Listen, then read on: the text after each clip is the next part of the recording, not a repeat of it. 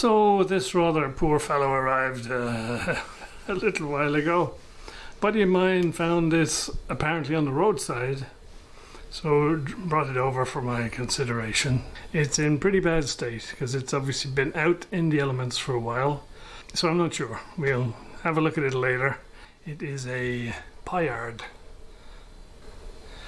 Not exactly sure of the model number, but it's clearly from the mid-30s. I can't find this one exact model up on Radio Museum. So yeah, it'll be another one of those fix it without a diagram. It has one thing in its favor, so I just need to turn it around. So what it has in its favor is all of the pieces are there, which is kind of unusual. So it's got a mains transformer and all the usual stuff. The nearest one I could find to this on Radio Museum was a series string setup, so obviously not the same. Lots of rust. And so I think if we're going to do this one, it's going to have to be the complete strip it down to the metal. And yeah, not sure about the cabinet.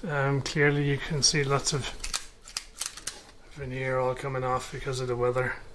And there's signs of woodworm as well. So it might be a cabinet rebuild. So quite a lot to this one. So we'll have to reflect before deciding whether we're going to take it on. But for now, it's going to go in the to-do pile, and we'll get to it at some point later on for a detailed inspection and then decide what we're going to do. So this is a quick look ahead at the next project after the FM tuner. And this is going to be my audio selector based on the Les Carpenter design, Mark II. And so I use this selector all the time, it's very useful. But now, having used it for a while, I've come up with some little changes I'd like to make. And so the previous version I made was kind of constrained by the fact that I was repurposing an existing enclosure, which had lots of holes pre-drilled in it, and so I was using those. So this time we got a brand new case, and we will build it the way I want. The changes I'm going to make to this one is I'm going to use an Arduino as the sort of main engine in it. I have a way over the top power supply, which is what we'll use for the moment. We'll see. That may change. And of course I've got the really slick VU meters that sort of look a little bit like this one, only a bit smaller. And in case that doesn't work for some reason, I have another pair of VU meters here that come complete with the interface driver on the back and everything. But it's a little bit small, I don't like it, so we'll keep that aside for plan B. And here is the motor driven volume control.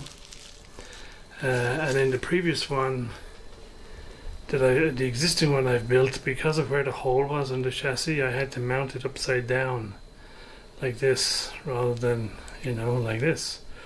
And in the previous one I wired it directly onto the pins of the pot, and it's all a little bit sort of flaky. I mean, it works, but it's not something you want to show off. And so this time I've mounted it on a piece of prototyping board, and I'll run all the leads out to the back.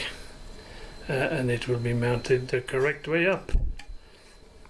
So that's kind of where we're at with this one. It's going to take a while because obviously the big piece of this is the software for the Arduino and the CAD CAM to redo the circuit board for all the relay drivers and for driving the infrared for the remote. So that's down the road. It's going to take a long time to do this one, and I'm looking forward to it because there'll be all sorts of new skills involved. So that's yet to come.